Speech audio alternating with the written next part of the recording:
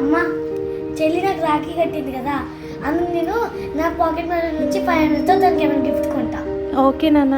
తమ్ముడు 500 పెట్టుకుంటున్నాడు కదా, నా పాకెట్ మనీ నుంచి 1000 తీసి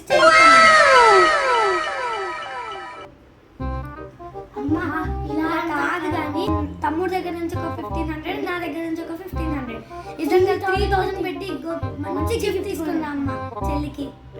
మీ ఇష్టం నాన్న. డాడీ రాఖీకి ఎంత కొన్నావు?